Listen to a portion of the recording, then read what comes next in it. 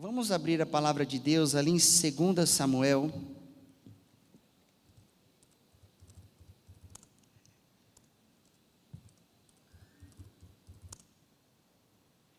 Segunda Samuel capítulo 12, tá bom? Nós estamos aí em um período de transição.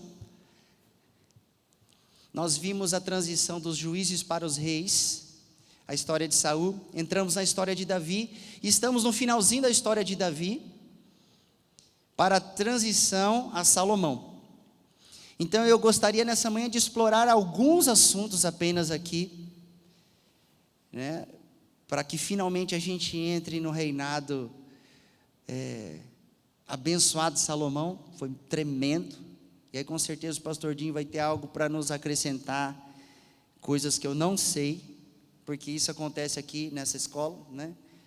Coisas que a gente não sabe, vem à tona, aqui domingo de manhã, é tremendo, é bom demais, irmãos. Eu acho não, essa palavra é infeliz, né? Eu tenho certeza que todas as vezes que os irmãos vêm de manhã aqui, o amadurecimento acontece muito mais rápido. Aconteceu comigo e eu sei que não é só para mim. Desde 2011, eu sempre dou essa mesma parte do testemunho. Em um ano, eu cresci mais do que 4 anos estudando teologia, em um ano frequentando quase todas as EPS aqui. Aí o pastor Dinho ele vem, conversa humilde assim, não, eu não estudei muito sobre o assunto. Aí ele abre um pedaço, vai destrinchando, não estudou muito, e quando ele estudar, então, o que vai ser isso que ele acabou de falar, né? Então, por que eu estou trazendo essa realidade? Irmãos, aqueles que têm sede, têm fome da palavra de Deus, vão amadurecer, amém?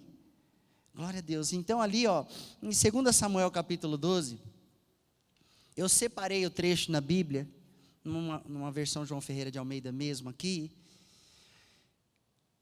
porque aqui entra a profecia de Natã para Davi, quando ele chega e para na frente do rei. Ele tinha acesso ao rei, ele era um profeta da corte, oficial. Então ele vai se achegar agora e ele tem uma missão muito difícil que Deus confiou a ele. Olha só, eu já separei diretamente a parte do confronto. Agora, pois, não se apartará jamais da tua casa a espada. Agora, pois, não se apartará a espada jamais da tua casa, porquanto me desprezaste e tomaste a mulher de Urias, o heteu, para ser a tua mulher. Você reparou quem é que está falando aqui? Ah, pastor, eu já sei quem está falando, é o profeta Natã. Não, quem está falando aqui é o próprio Deus. Por isso que ele colocou em primeira pessoa. Você me desprezou, Davi, quando você olhou para aquela mulher que tinha marido e você tomou para si, para ser sua mulher. Assim diz o Senhor: eis que suscitarei da tua própria casa o mal sobre ti, e tomarei tuas mulheres perante os teus olhos, e as darei a teu próximo, a qual se deitará com tuas mulheres perante este sol. Rapaz, o profeta estava diante do rei mais importante da história da humanidade, liberando essa palavra aqui. Mas ele liberou depois que Davi disse: pequei, né? Davi se mostrou quebrantado. Mas aí veio uma palavra de juízo. Assim diz o versículo 12: porque tu o fizeste em oculto, mas eu farei este negócio perante todo Israel e perante o sol. Então disse Davi a Natã: pequei contra o Senhor. Olha só, ele estava quebrantado. E disse Natã a Davi: também o Senhor perdoou o teu pecado, não morrerás. Então, como é que estava o coração dele quando o profeta veio enfrentar? Ele estava quebrantado. A princípio ele estava bravo por causa da história que o profeta contou, de uma injustiça, e ele usou a ovelhinha que foi criada com tanto amor, era como alguém da família, e aquele homem gostava daquela ovelhinha, e o rei maldoso tomou justamente aquela ovelhinha para fazer churrasco. Quem é esse? Eu vou mandar fazer isso e aquilo, e ele vai ter que restituir, vai acontecer, ele todo justo. Falou, então esse é você que fez essa maldade. Então, eu estou parafraseando aqui um pouquinho, ele passou de bravo, né? Decaiu-lhe o semblante, viu, irmãos? Davi ficou impactado com certeza. E aí aqui ele já diz, pequei contra o Senhor de pronto, e o profeta também responde de pronto, porque quando você age assim com Deus, quando você é sincero e pleno e rápido na sua resposta para o Senhor diante de um desafio, Deus também respondeu rapidamente, também o Senhor perdoou o teu pecado, e não morrerás. Deus não estava diminuindo o pecado, tanto é que ele deu uma sentença, havia consequência. Mas Deus é muito rápido em perdoar, é isso que a Bíblia diz, sabe quando? Quando o coração realmente se arrepende. Amém, é isso aí. Gente, eu vim ministrar um estudo aqui, mas vocês me conhecem, né? Eu começo a me empolgar e tal, então ora por mim, pelo amor de Deus. Amém? Eu sou meio empolgado assim com a palavra, tá? Aleluia. Então, versículo 14 diz assim, todavia, porquanto com este feito deste lugar sobremaneira, aqui os inimigos do Senhor blasfemem. Foi mau testemunho o que Davi fez. Foi mau testemunho o que Davi fez em oculto, mas Deus está falando, eu vou trazer juízo diante dos olhos de todo Israel. O que Deus faz pode parecer vergonha para alguém, mas o que Ele faz, Ele quer mostrar que Ele fez. Vocês estão entendendo, gente? Agora, o pecado, o mau testemunho, essas coisas terríveis que o homem... o mau testemunho, isso ele não quer que transpareça. Vamos lá, irmãos. Então, Natã... aqui, versículo 14. Fez sobremaneira que os inimigos do Senhor blasfemem. Também o filho que te nasceu certamente morrerá. Então Natã foi para sua casa, e o Senhor feriu a criança que a mulher de Urias dera a Davi, e adoeceu gravemente. Então, irmãos, Davi foi perdoado, mas as consequências vieram baseadas na palavra profética.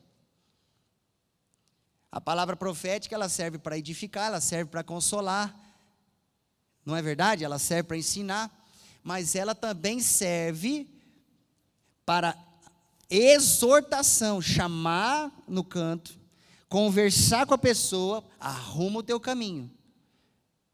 E a palavra de Deus foi liberada também no nível de juízo na vida, na casa de Davi. E aí o que aconteceu?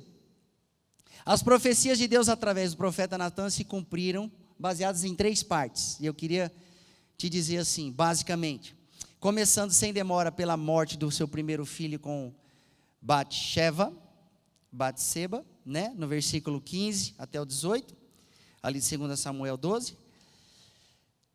A espada que seria contra a casa de Davi, de dentro da sua própria casa, e as suas concubinas seriam forçadas publicamente, seriam tomadas publicamente. Essas eram 3 bases de uma profecia. Você já imaginou se o profeta viesse? Se um profeta viesse liberar uma palavra, irmãos, e fosse uma palavra muito difícil, por que essa palavra foi nesse nível e com essas consequências? Porque você sabe o que estava em jogo aqui? Estava em jogo a linhagem messiânica. Você sabe o que está em jogo em sua vida e na minha vida? Não só a tua história, não se engane, a tua linhagem inteirinha está em jogo. Não que seja um jogo, mas está. Então Deus, Ele leva a sério, vamos dizer assim, especialmente por ser Davi, um rei segundo o seu coração, que Ele mandou levantar. E aí ele recebeu aquela palavra. E como é que Davi recebeu a palavra? Ele rejeitou? Ele não rejeitou. E você sabe que Davi teve outros filhos. E eu queria falar com você a respeito de Absalão nessa manhã, para a gente entender melhor que nesse período de transição, no período dos reis, e Davi era apenas o segundo rei de Israel, nesse período de transição, Absalão foi uma figura importantíssima. Então vamos aqui explorar um pouquinho quem ele era, para você entender como que Deus até mesmo usou todas essas situações, e qual foi a reação de Davi. Porque, irmãos, mais do que aquilo que Deus está fazendo, é como é que nós reagimos. Entende como é que funciona? Porque Deus vai continuar fazendo, mas depende de cada indivíduo como reage. E Absalão, transliterado, é Avshalom, que significa pai é de paz, ou então meu pai é de paz, ou ainda, pai da paz. Que nome tremendo, bonito, né? Assim, na nossa língua fica meio estranho, mas Avshalom, né? Ele tem a paz de Deus que excede todo o entendimento. O Deus mantenedor que nós cantamos aqui, estava no nome dele profetizado. O nome fala a respeito da profecia que é liberada sobre o seu filho.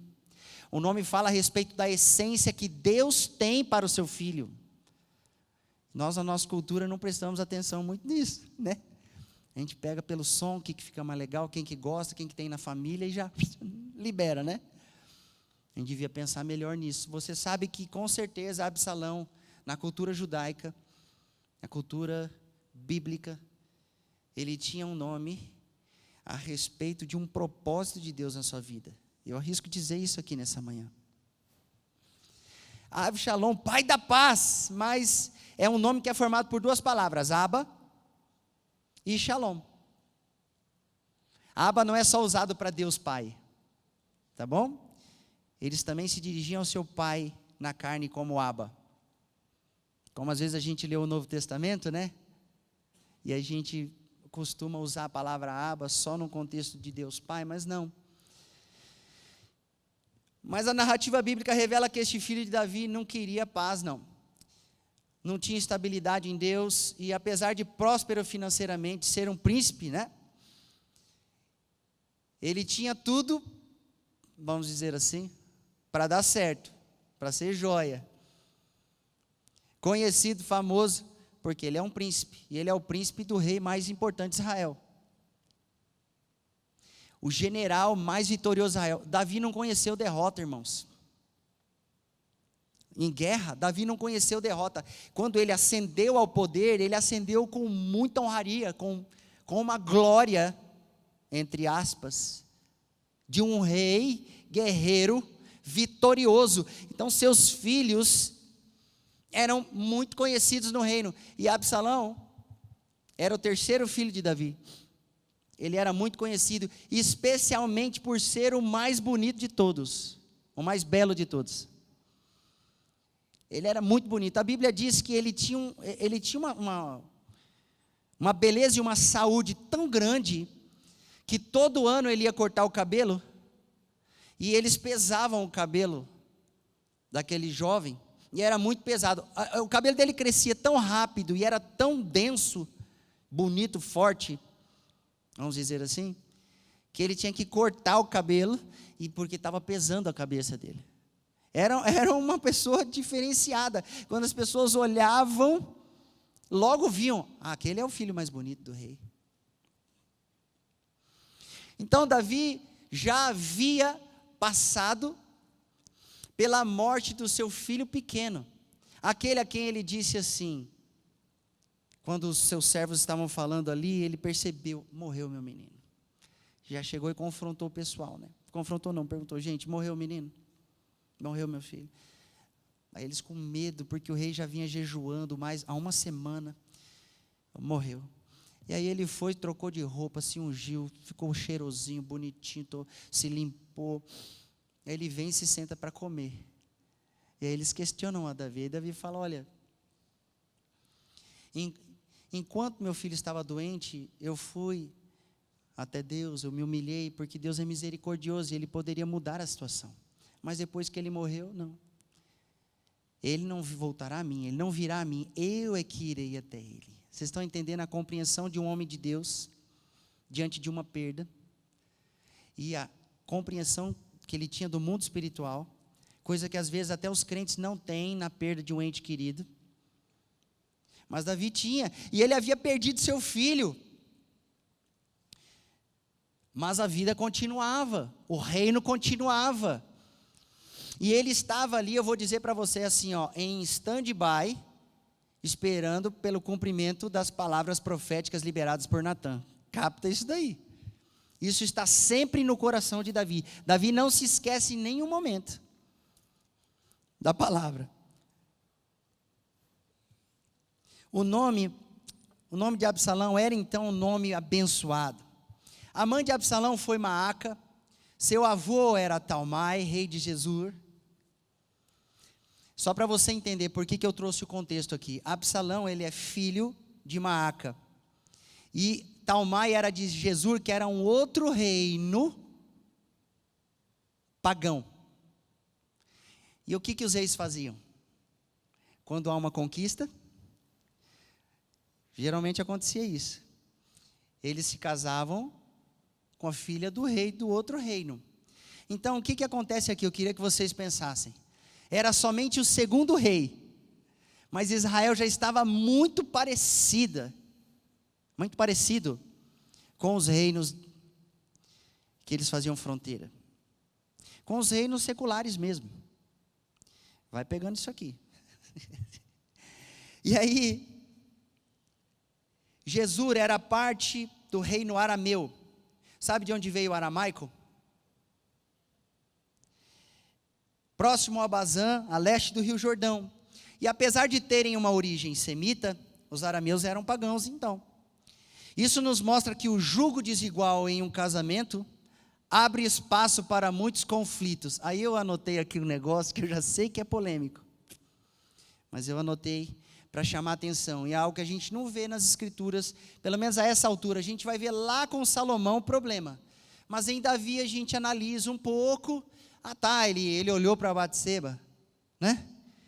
E a desejou, sendo que ela não estava assim fazendo um ato tão maligno ali naquelas águas, não. Ela podia estar apenas se banhando e se limpando no tempo da sua purificação. Isso era mandamento da lei. A mulher, quando ficava no seu período menstrual, ela tinha uma parte de purificação e limpeza que Deus determinou.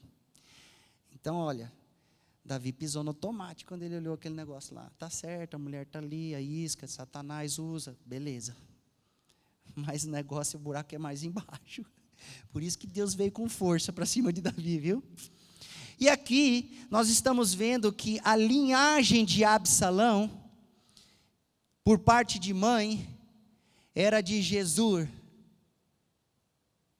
era dos arameus. Então, o que é que acontece?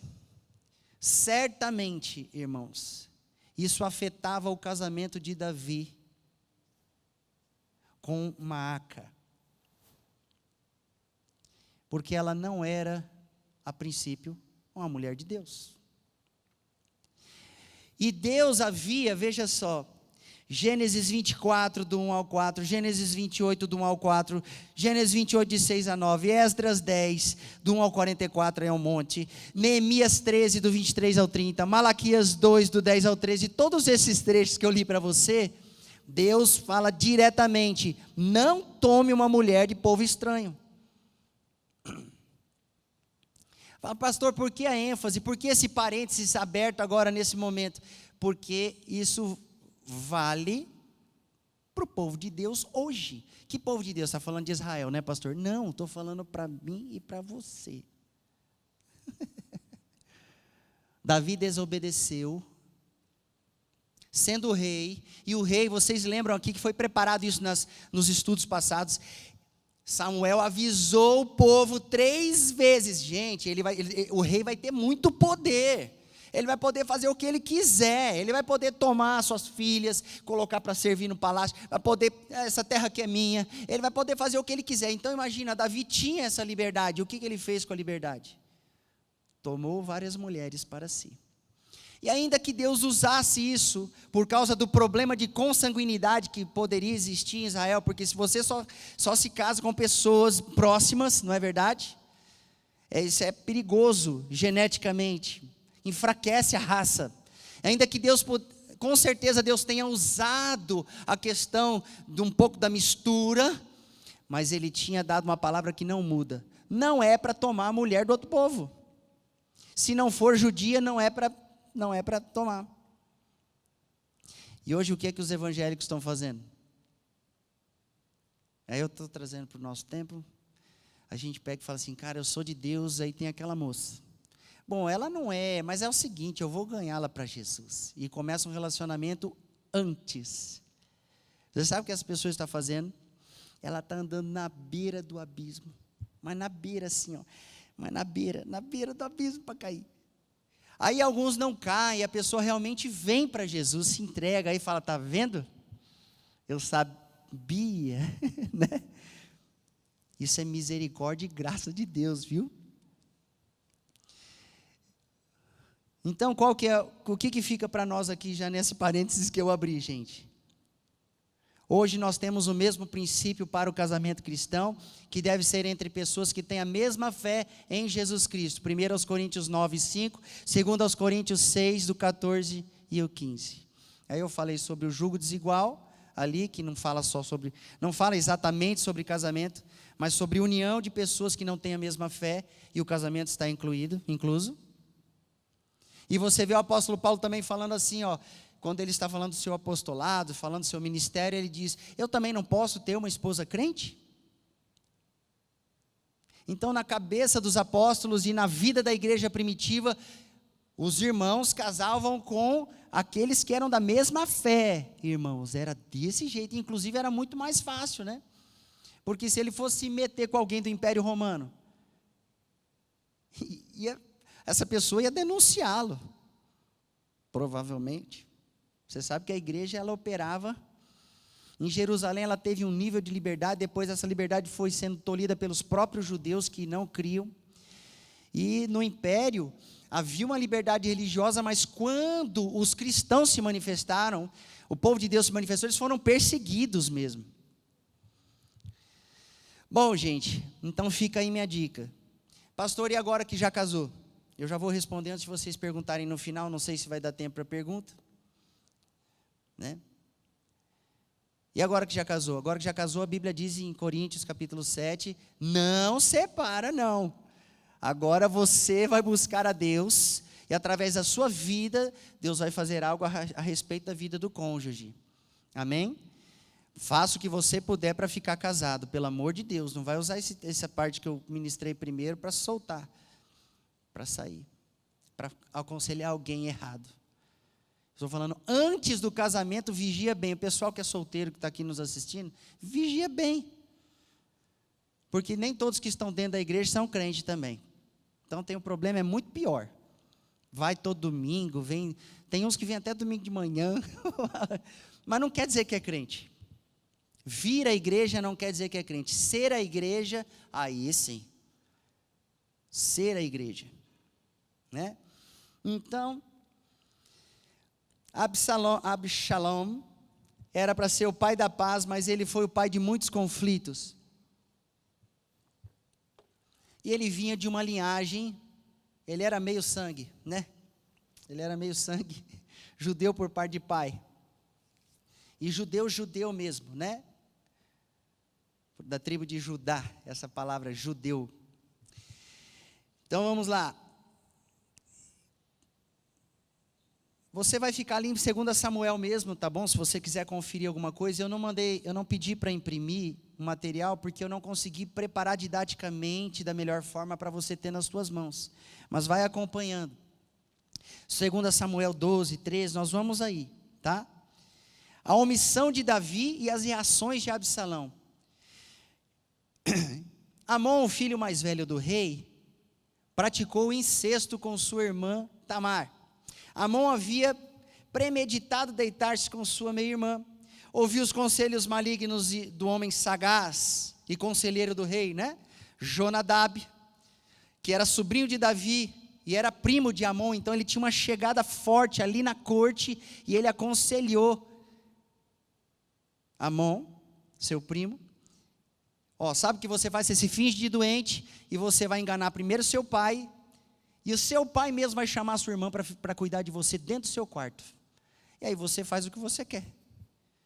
E a Bíblia diz que ele estava assim, ele amava muito, ele estava doente de amor. Eu estou sendo sarcástico aqui, porque esse amor não é amor. Ele estava doente de amor por sua meia-irmã. Tem muita gente que se apaixona, e é uma paixão meramente carnal, que não tem nada a ver com a palavra de Deus, que não é projeto de Deus, e acha que é um amor que ele não se aguenta, que ele vai morrer. É assim que ele estava. Ele parou de comer, ele estava com a cara estranha. Aí, por isso que, como é que é o nome do rapaz aqui? Jonadab chegou e falou assim: o que foi que você está com essa cara? É que eu, né? E a Bíblia diz que ele era um amor que adoecia. Esse amor não vem de Deus. Existe amor que não vem de Deus? Tem esse aqui na Bíblia. É uma paixão. Aí, irmãos, ele executou a mentira de se fazer doente para convencer e atrair a Tamar.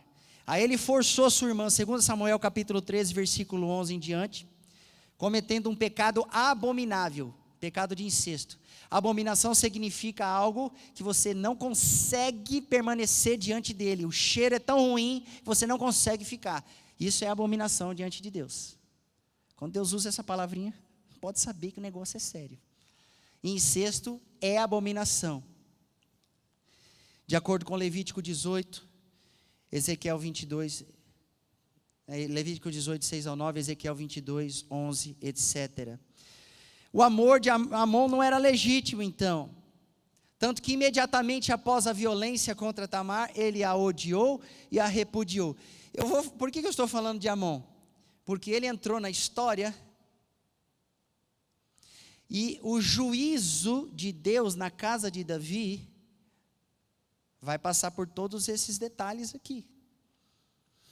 E quando Amon violentou Tamar, ela foi repudiada, que assim, ela foi humilhada publicamente. Ela sendo virgem, ela usava uma roupa colorida, que representava bem as virgens da época. Olha que coisa tremenda. Eles sabiam quem era virgem e quem não era. Quem podia casar e quem não podia. Lá em Israel, era desse jeito. E ela então foi violentada, e pior do que violentada, ainda foi repudiada, exposta à vergonha. E aí, como ela já estava envergonhada mesmo, ela já foi, mudou as roupas, tirou suas roupas de virgindade, porque ela não era mais, cinza na cabeça, vestes, acho que eram vestes de pano, e ela foi humilhada e foi para a casa, se refugiou com Absalão. Então aí começa, irmãos, a nascer dentro do coração de Absalão um desejo de vingança. Quando ela chega e dá notícia, lá na frente na Bíblia vai ficar bem exposto isso, que ele já, dentro dele, desejo de vingança. Quando uma notícia ruim chega, nós temos que tomar cuidado com o que é gerado dentro do nosso coração. Amém? Então há bastante cuidado, porque o que aconteceu com Absalão pode acontecer com outras pessoas também. Davi chegou a ficar irado quando a notícia chegou a ele. Mas algo estranho aconteceu, ele não foi até Amon. A Bíblia não relata dele ter ido lá. Meu filho, o que você fez? Algum tipo de punição, algum tipo de disciplina. Mostra que ele ficou irado, mas aparentemente ele reteve a sua ira dentro de si e não tomou providência. Eu quero que vocês lembrem aqui o seguinte: Davi sabia que a profecia, até mesmo contra a sua casa, ia se cumprir, e ele era um homem de Deus. Então ele não ia contra Deus. Ele sabe que tem coisas que seria inútil ele reagir, mas ele, como pai, poderia sim ter ido até seu filho e no mínimo remediado aquela situação. Com o direito que Deus dá aos pais, amém? A autoridade que Deus dá aos pais. E começa então a omissão de Davi. Ele também não foi falar com sua filha Tamar. Ela se refugia e ali ela fica. E não há registros bíblicos de um cuidado de Davi. Provavelmente ele não teve muito cuidado. Provavelmente ele tratou isso de forma mais impessoal. Algo que era para ser pessoal. E você vê de novo aqui aparecendo o problema das várias mulheres e filhos com várias mulheres. Até no tempo de hoje, a pessoa que tem filho com várias mulheres, ele tem problema nos relacionamentos com os filhos. Sabe? E a Bíblia simplesmente revela, simplesmente relata, mas são verdades mesmo para nós. Mas calma que tem esperança, tá bom, irmãos? Você vai ver Davi passando por isso aqui e permanecendo fiel com Deus, a Deus. Ele estava aqui sendo, sim, omisso.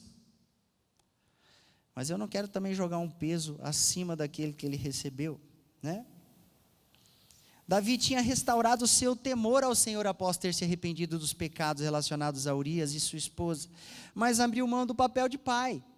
Uma consequência dos atos não deve impedir-nos de seguir as instruções das Escrituras, fazer o bem quando puder, quando tiver oportunidade, para não acabar caindo em pecado. Tiago 4,17 fala, se você sabe fazer o bem, faça. Ele sabia que era o certo.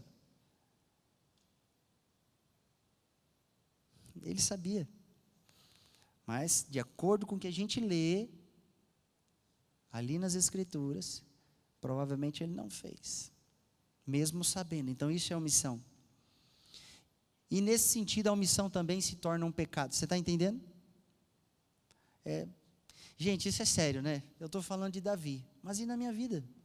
E na sua vida? Quantas vezes tem coisas que nós podíamos ter tratado bem, podíamos ter entrado em cena. Eu não estou falando de fazer na força do braço, não, é algo que estava ao teu alcance.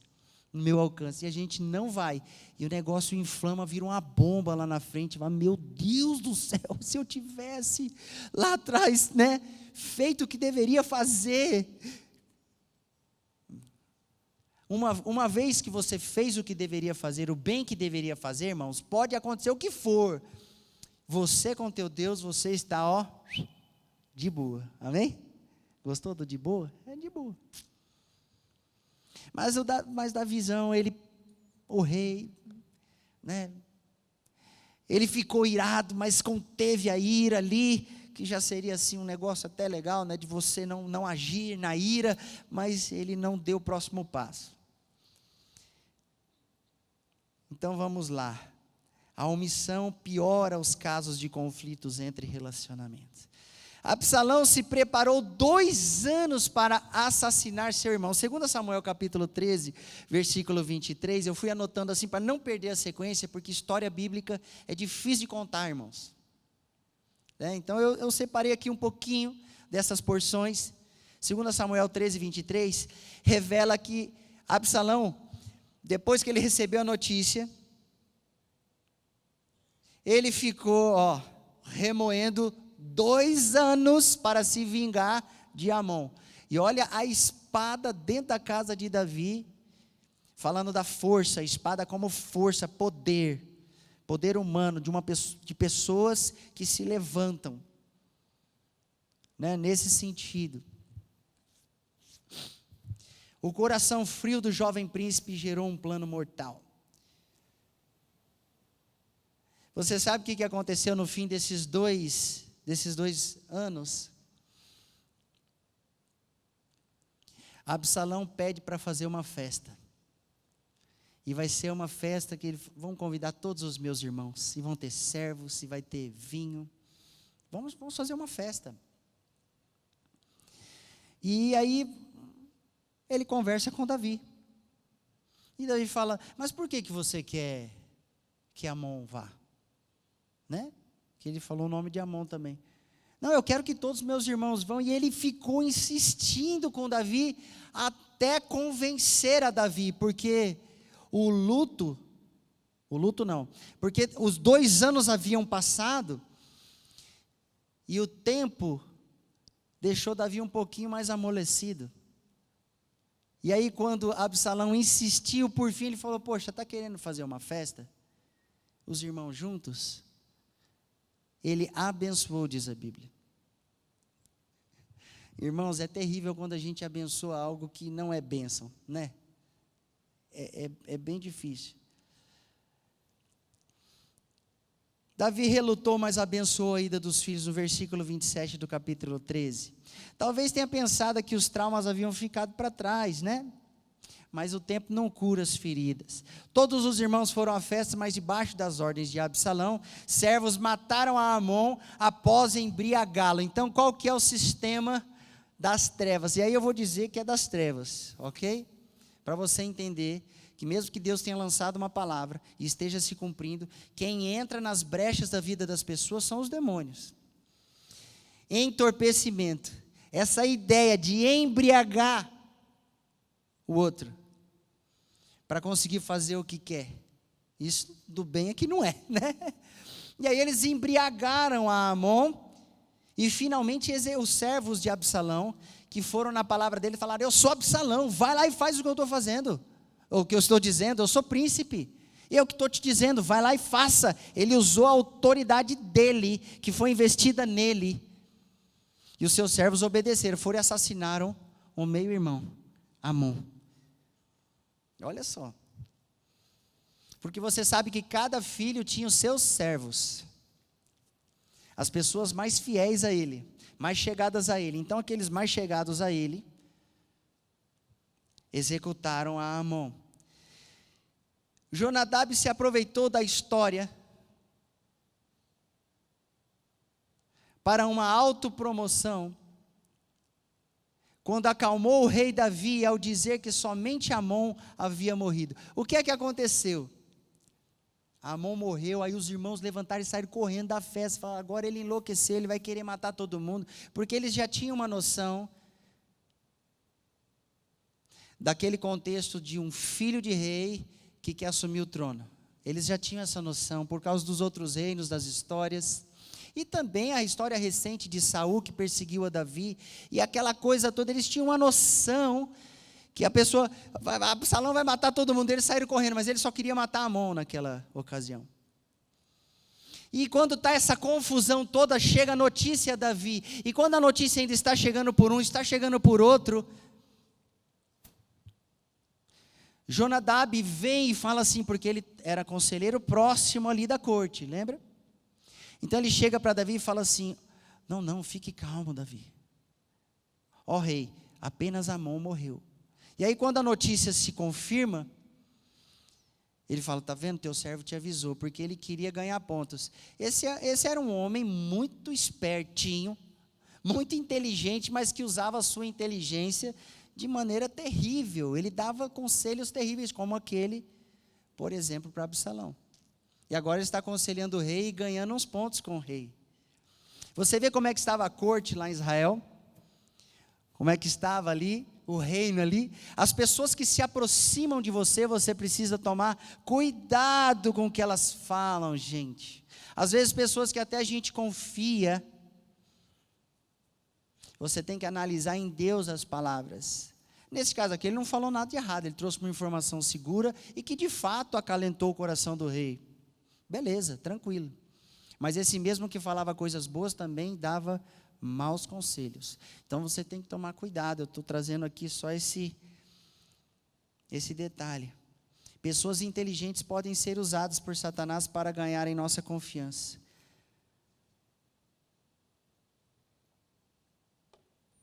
Irmãos, eu não sei quanto a vocês, eu já vi pessoas que elogiam, falam com a gente, e depois a pessoa apronta pelas costas. Vou te contar.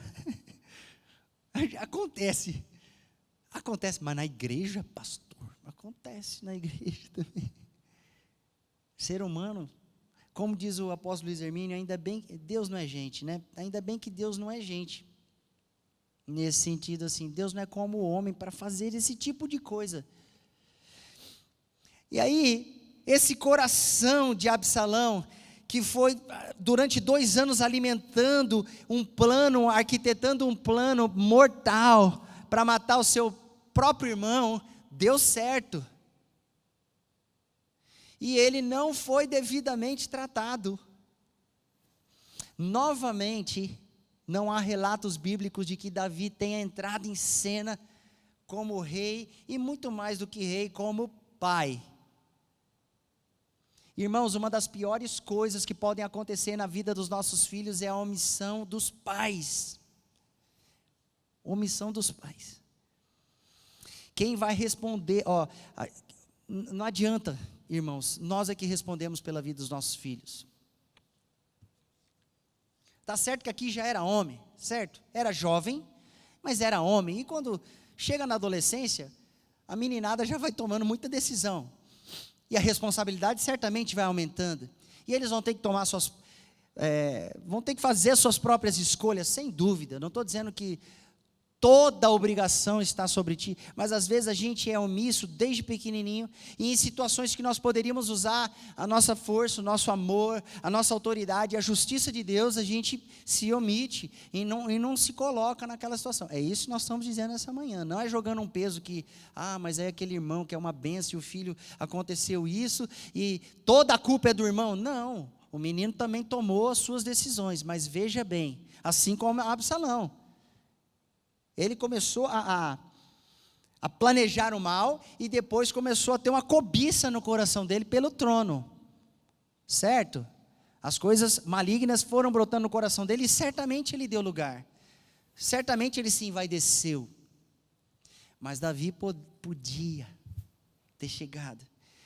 Aí o que acontece? Quando ele fez esse plano e matou, ele foi para uma cidade de refúgio. Isso também era previsto na lei do Antigo Testamento, né? Uma pessoa se refugiar. E ali ele ficou 3 anos afastado do seu pai Davi e de Jerusalém. Davi chorou, pranteou bastante, e um luto bem extenso por Amon aconteceu. 2 Samuel capítulo 13, versículo 37, diz que ele pranteou muito pelo filho dele. Então você vê que o pecado lá com Batseba gerou dores na vida dele. As consequências são dolorosas, não é, irmãos? Por isso que a Bíblia diz assim: o homem não pode se enganar, aquilo que ele semear, ele vai colher, né? É uma lei universal. Por isso que a gente, assim, um dos maiores desafios da igreja do Senhor, para mim e para você, é nós aprendermos a semear corretamente. Porque aquilo que você plantar hoje, você vai colher amanhã. Então, se você plantar certo, você colhe certo. Só que o pessoal só usa isso nas finanças, né? Planta para você colher, para você ganhar, tal. Não, tudo bem que você tem que plantar certo financeiramente também. Lógico, sem dúvida. Mas é em todas as coisas. Em todas as coisas. E o que Davi plantou, ele colheu. Mas Deus era com ele, e Deus o abençoava, não para dizer, é isso mesmo, Davi, essa omissão está uma beleza, você não cuidou dos seus filhos da maneira melhor que poderia, isso é ótimo, não, mas Deus sustentou Davi, porque o coração dele estava assim, bom, Deus disse, vocês estão entendendo, irmãos? Vocês vão vendo isso na narrativa bíblica. Se você vê 2 Samuel 12, vai até Reis, até o reinado de Salomão, você vê que Davi tinha consciência, apesar dele ter reagido mal, algumas vezes, como a gente está lendo aqui, tá bom? Não quero que você fique com raiva de Davi, não. Ele pranteou muito a morte do seu filho. Mesmo após ter aceito por Davi e voltar de Jesus, ficou 2 anos sem ver a face do rei, seu pai Absalão. Em 2 Samuel 14, 28, quando finalmente ele pôde retornar, Davi permitiu que ele viesse, mas não que ele se aproximasse. Aqui vai uma outra liçãozinha para nós, aqui, irmãos, bem simples nessa manhã, né? Quando você for trabalhar perdão com aqueles que são perto de você e te machucaram, você vai ter que trabalhar até o nível mais profundo, amém? E eu sei que isso não é fácil, e nem sempre a gente consegue executar de pronto. Você viu quanto tempo passou aqui? 3 anos ele volta. Agora 2 anos, o negócio ainda não está bom.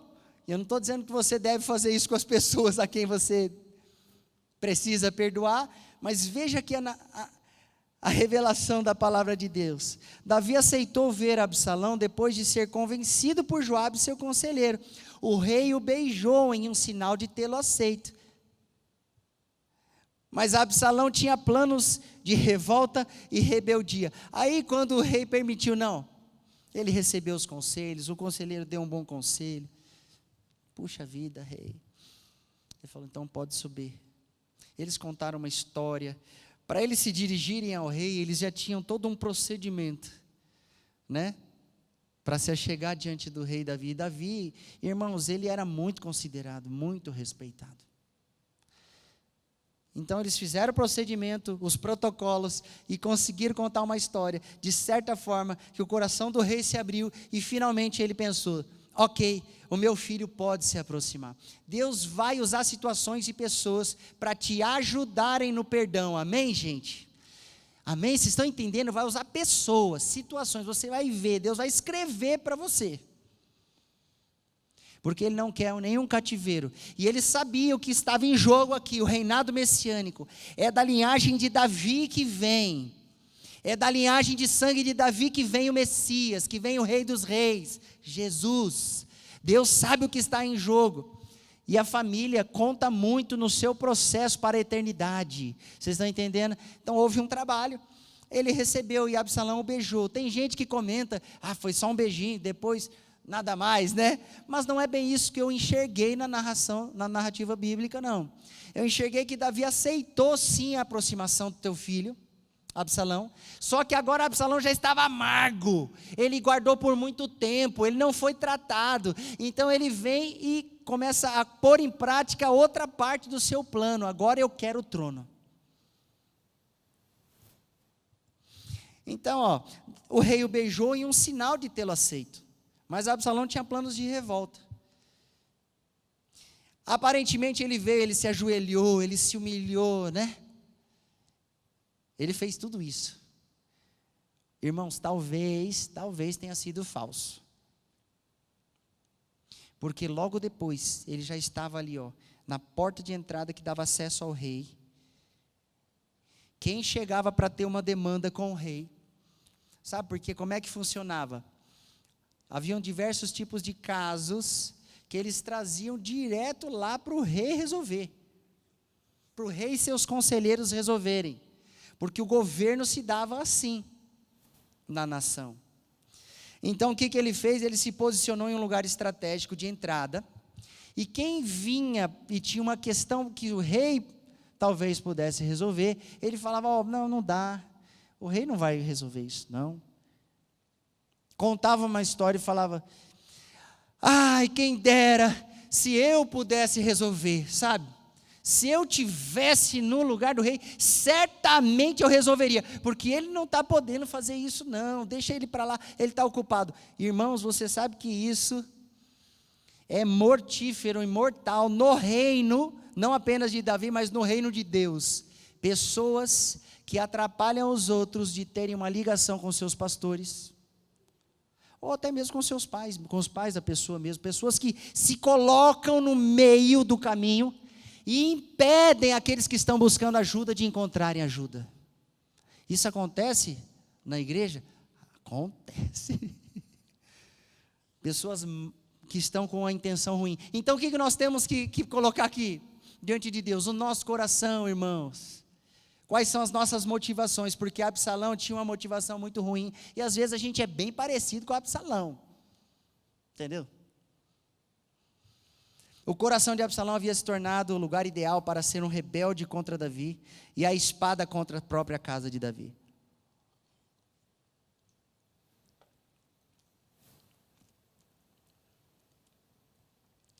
Vai ali comigo para 2 Samuel capítulo 15.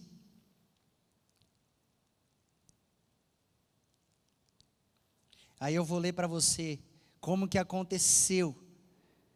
Eu separei o texto aqui para a gente ver bem como que se dá esse processo de engano no meio do povo de Deus. Porque Israel representa o povo de Deus, amém, irmãos? Eles são o povo de Deus e nós também somos o povo de Deus. Então o que aconteceu com Israel nós vemos na igreja também. Quem que é a igreja? Atos de Justiça? Não. Não é a igreja Atos de Justiça, não. A igreja do Senhor na face da terra. Então vamos lá. 2 Samuel 15, do 2 em diante, diz assim: Também Absalão se levantou pela manhã. Olha só que trabalho duro que ele teve para fazer. Estrago. E parava a um lado do caminho da porta. E sucedia que a todo homem que tinha alguma demanda para vir ao rei a juízo, o chamava Absalão a si e lhe dizia: De que cidade és tu? E dizendo ele: De uma das tribos de Israel é teu servo. Então Absalão lhe dizia: Olha, os teus negócios são bons e retos, porém não tens quem te ouça da parte do rei. Olha só, ele vinha, ganhava a pessoa. Ó.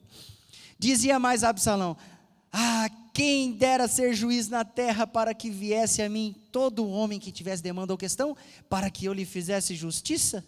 Na verdade aqui, quem me dera que eu fosse juiz. Mas que juiz é esse que ele está falando? Né? Sucedia também que quando alguém se chegava a ele para se inclinar diante dele, ele estendia sua mão e pegava dele e o beijava. Aí ele fazia um contato, ele abraçava. Está parecendo aqueles políticos, né? Nada contra errado algum político abraçar e beijar alguém, tá, irmãos? Isso vai ter que acontecer. Mas o dele era, olha, a motivação dele não era o bem daquela pessoa, ok? Quantas pessoas estão, eu sou de Jesus, aleluia, Deus, eu te amo, a Ele a glória, a gente cantou, né? E faz um monte de coisa que aos olhos humanos, uau, mas que coisa bonita, né? Mas na verdade a motivação dele não tem nada disso. Lá dentro do coração está torto. Irmãos, Deus sonda o coração. Mas Absalão estava cego. Esse desejo assumiu a vida dele, a alma dele governou sua vida. Por isso que a Bíblia diz que a gente não pode viver pela carne. A carne não é teu corpo físico aqui, ó. Você está me entendendo? É o desejo do pecado, que reside na sua alma. Desejo por pecar, que nasce com a gente, e se todos os dias você não for e não matar esse desejo, e der lugar ao Espírito Santo, a gente fica parecidinho com Absalão. Bem parecidinho. E aí, ele pegava, beijava, abraçava a pessoa, versículo 6, e desta maneira fazia Absalão a todo Israel que vinha ao rei para juízo. Assim furtava Absalão o coração dos homens de Israel. Meu Deus do céu. Irmãos, vou contar aqui um testemunhozinho para vocês, rapidinho. Nós fomos ministrar o louvor num desses domingos pela manhã. Na verdade, eu vim para dar abertura ao culto e tinha uns irmãos que iam ministrar o louvor. E nós tínhamos irmãos visitantes que conversaram. E a gente deu oportunidade para participarem nos instrumentos. Enquanto que um irmão que já é aqui do louvor da Atos, né, ministrava o louvor em si. E aí no final eles vieram me cumprimentar e vieram assim empolgados por causa do Ministério da Justiça, que eles conhecem, que eles estavam querendo vir para cá, estavam querendo vir para cá, certo? E isso acontece, às vezes tem gente daqui que vai estar em outro ministério daqui a pouco. Quando Deus está movendo é jóia, a gente abençoa e glória a Deus. Mas quando não é Deus que está movendo, a gente tem que ter temor, não tem? A mão diz que ela... Se a mão disser, eu quero ser orelha, ela pode ser orelha? De jeito maneira, a mão é mão, orelha é orelha. Na verdade, cada membro tem o seu devido lugar no corpo. Nós somos o quê? O corpo de Cristo. É dele. É ele que sabe onde está a mão. É ele que posiciona a mão. O braço, a perna, o joelho. Então, aí o irmão, eu não sei, eles podem até vir para cá. Não, eu não sei o que vai acontecer. Só o que eu falei, porque o temor de Deus, eu falei, Irmãos, querer vir, né, é um desejo e tal. Vai para Deus e converse com a sua liderança. Agora, o que a gente procura fazer isso aqui nada? Tem gente que estranha, fala, pastor deve estar, não gostou de mim. Eu vim aqui falando, né? O reino de Deus, irmãos, ele não é igual ao reino dos homens aqui. No nosso aqui, na horizontal só, é um bajulando o outro, não é assim que funciona? Aí a pessoa fica, faz tal, porque ela quer o cargo, ela dá, falando lá na frente eu vou receber, vai ser legal, a gente faz um negócio, né? Jesus abomina isso. Você sabe por que ele abomina? Ele diz lá no Novo Testamento, ele diz isso. Quando você for dar um banquete para alguém, você for fazer algo, receber alguém, sabe para quem que você faz? Para aquele que não pode te retribuir. Sabe o que ele estava dizendo? Eles só faziam para quem podia retribuir. Os religiosos só davam ponto, esperando o nó depois, você está entendendo? E ele fala, não é assim, gente. Não quer dizer que você não possa dar um jantar para sua família, para os seus amigos, para quem está bem, né? A pessoa que tem uma condição financeira boa, você não pode fazer nada para ela. Não, lógico que não, não é isso que Jesus está ensinando. Mas nós não podemos fazer como Absalão.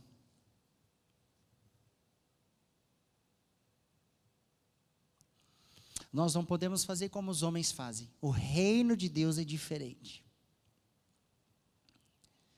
Então, eu sei que eu misturei aí alguns assuntos. Aí eu espero que você tenha bastante tranquilidade aí para administrar. O que é que aconteceu quando Absalão fez isso? Ele ganhou o coração da maioria do povo de Israel, se oferecendo, se colocando no lugar do rei para resolver problemas. Autoridade que não era dele, lugar que não era dele. E muita gente faz isso. Quer ser o que Deus não chamou para ser, e se coloca no lugar que Deus não tem para ele. Aí é problema certo. Pode falar em nome de Jesus, pode ser o que for, querida. Problema com autoridade é problema com Deus. E aí o que acontece? Ele realmente conseguiu atrair as pessoas a ele, não a Deus, mas a ele. Vocês conhecem essa história? Pessoas que, uau, que coisa, cara, ele deve ser o rei. Ele é o mais bonito da turma, não é? Então, atraiu a ele e usou todas as suas artimanhas, seu coração maligno para ganhar as pessoas de Israel. E agora ele se ajunta e fala, agora nós vamos tomar o reino. O que Davi, quando chegam as notícias, Davi agora, eu vou te dizer assim, pode parecer um ato de covardia aqui, mas não é um ato de covardia. Ele toma os que são próximos dele, também uma parcela do exército, aqueles que serviam a ele, os sacerdotes que serviam a Deus e a ele, profeta que servia a Deus e a ele, e aí ele toma a sua família só deixou as concubinas para trás, e isso vai dar problema depois, para cuidar do palácio com seus servos ali, e ele foge a pé de Jerusalém, na verdade do palácio, e vai ali pelo Monte das Oliveiras, a pé, porque Absalão agora está doido para tomar e para conquistar.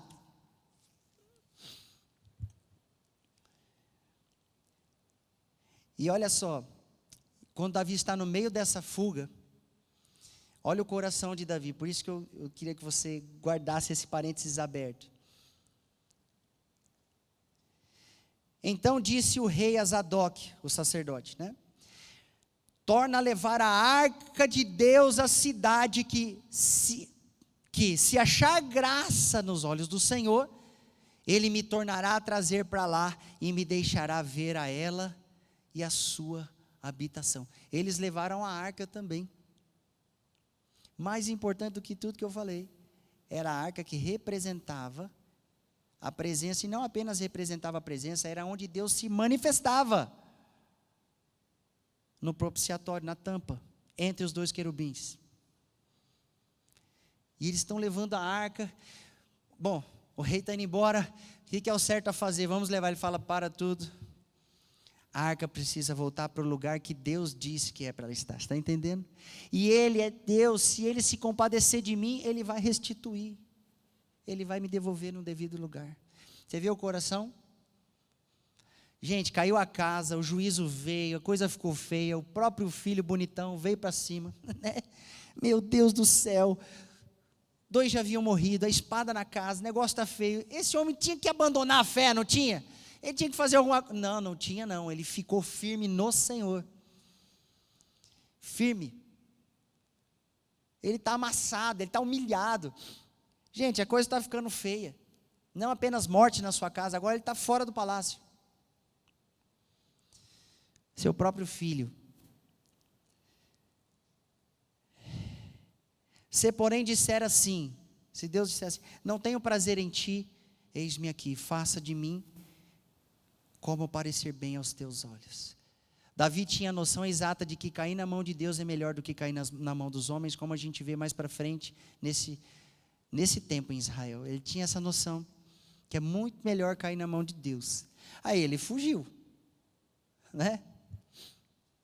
Davi resistiu uma prova terrível de estar foragido, segundo Samuel 16, de ser amaldiçoado por Simei, ali no versículo 5, e de ter as suas concubinas estupradas por por Absalão, perdão. É que os nomes têm Shalom no nome, me perdoa.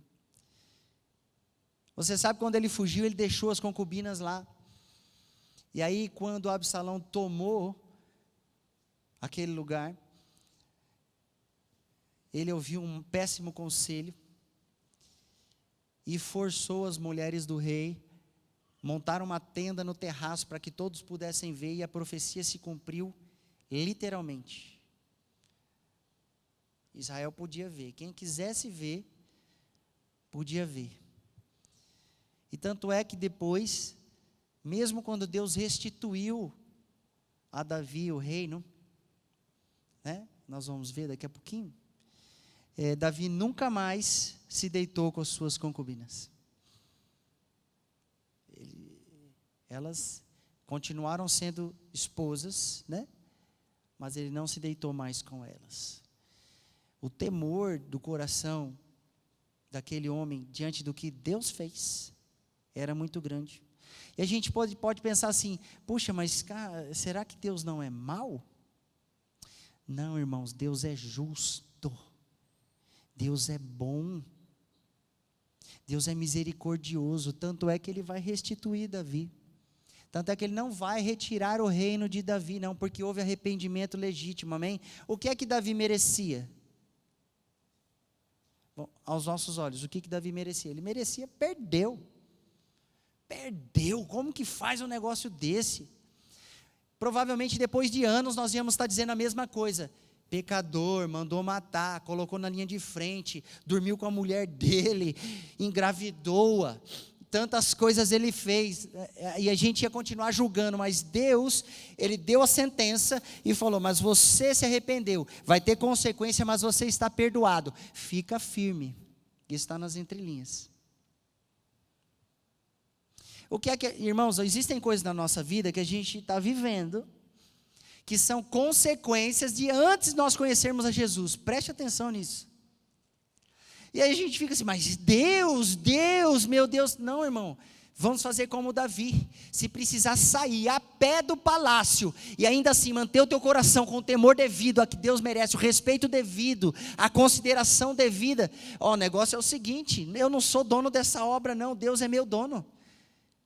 E Ele é bondoso sim, Ele é misericordioso sim, eu mereço. Se Ele quiser me tirar de cena, Ele tira. Mas se Ele me quiser no lugar, Ele me põe. Então o que acontece na nossa vida? A gente tem algumas consequências daquilo que nós vivemos antes de conhecer Jesus. No meu caso, não nasci na igreja, berço de ouro, sei lá, berço evangélico, o que quer que seja, o nome que tiver. Não, eu tive uma experiência até meus 24 anos, fora da palavra de Deus.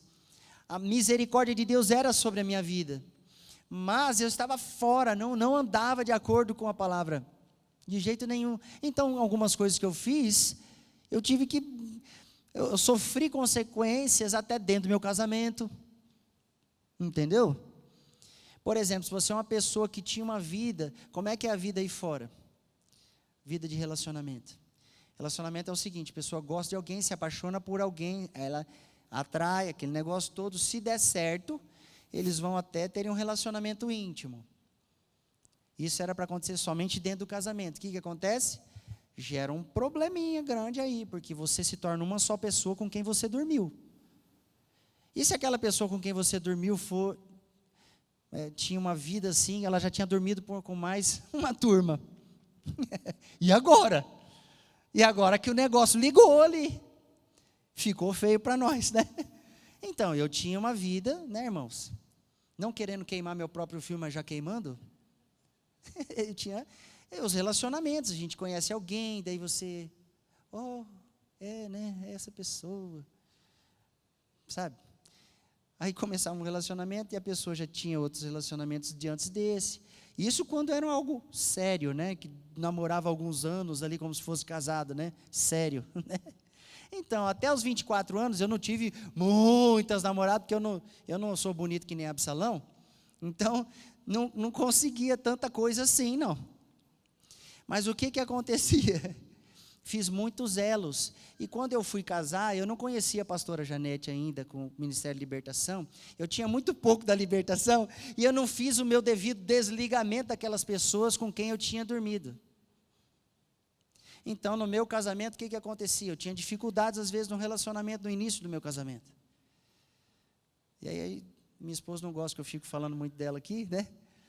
Graças a Deus que a nossa fé permaneceu, e mesmo algumas consequências do que eu tinha feito, tentando entrar dentro do meu casamento, na hora de se relacionar, o desentendimento, umas coisas estranhas, né? Mesmo assim, uma tendência, uma frieza que não estava ali, né? A pastora Janete explica bem isso, tá? Eu não vou ficar aqui trazendo. O que aconteceu, queridos? Nós fomos para Deus, mesmo com pouco conhecimento nessa área que nós tínhamos, e nós fomos apresentando e abrindo nosso coração. Ele nos abençoou. Não muito tempo depois, nós estávamos participando dos seminários, não é? De libertação. E entendendo que havia necessidade de desligar o que nós fizemos lá atrás, porque foi pacto de sangue que nós fizemos. Eu já criei em Jesus, nós casamos crentes, nós casamos assim na igreja, certo? Em Deus, e isso foi bom. Mas aquilo que a gente faz de bom, às vezes não impede a consequência. Vocês estão entendendo, pessoal? Tentei dar um exemplo aqui. Davi resistiu à prova, mesmo estando foragido, sendo amaldiçoado. Porventura, o Senhor olhará a minha miséria, e o Senhor me pagará com o bem a sua maldição deste dia. Olha só, sai um homem chamado Simei, acho que era belemita, se eu não me engano, e ele começa a blasfemar contra Davi, a xingar mesmo, e jogava pedra ainda. Veja bem, Davi está com um monte de soldados ali. Aí tem um que se levou e fala: eu vou cortar esse rapaz no meio. Ele fala: deixa estar. Sabe por quê? Porque ele reconhecia que havia um juízo de Deus sobre a vida dele, ele tinha temor a Deus. Irmãos, hoje a gente não aguenta uma provinha sequer, e às vezes não é nem juízo, é só uma provinha. Entende? Dá uma estreitadinha na nossa vida, quer abrir mão. Já não consegue lidar com as situações. Mas ele falou: não, espera, deixa. Porque se Deus olhar para a minha miséria, Ele pode converter maldição em bênção. Você sabia que Deus pode converter maldição em bênção? Amém? E aí o que aconteceu? Absalão, ele se levanta, e aqueles conselhos estão ali, ele acha: agora eu já dominei, agora o governo já é meu, o que eu tenho que fazer? Eu tenho que terminar a tarefa que eu comecei, né? Preciso matar meu pai. Chegou nesse ponto, e ele se ajunta, só que ele cai numa emboscada, porque o general de Davi prepara no bosque, nos bosques de Efraim, ele prepara, a guerra se dá nos bosques de Efraim. Então a Bíblia diz que os bosques consumiram mais o exército de Absalão do que a própria guerra Então ali o negócio ficou sério, a luta se apertou, e Absalão, quando ele vai montado na sua mula, ele fica preso no galho. Agora, Deus vai dar basta, vai dar um basta nessa história, e vai começar a restituir a Davi. E Davi, não foi ele que se levantou contra o seu filho, ele não permitiu que ninguém se revoltasse contra Absalão. Ele falou assim, o jovem Absalão, vocês tenham cuidado quando vocês forem combater, porque ele queria que o seu filho fosse trazido vivo. Então a guerra não podia ser evitada, infelizmente uma guerra de família, né? Que se tornou uma guerra civil ali, né? Mas era uma guerra de família. Mas mesmo assim ele queria que seu filho voltasse vivo. Absalão é morto após tentar matar o seu pai. Ele ficou preso ali no galho. E aí eles terminaram de executá-lo com lanças. E quando a notícia chegou em Davi, mais uma vez ele chorou amargamente. Eles se prepararam para dar essa notícia também, de forma a ninguém ser culpado pela morte de Absalão. E Davi sabia que nessas coisas a soberania de Deus estava operando, e que ele não podia se voltar contra Deus. E aí o que ele fez? Ele manteve seu coração no Senhor, e no decorrer de Samuel 12, 13, 14, 15, você vai vendo a ascensão de Davi de volta para o lugar que Deus preparou para ele. Amém, irmãos?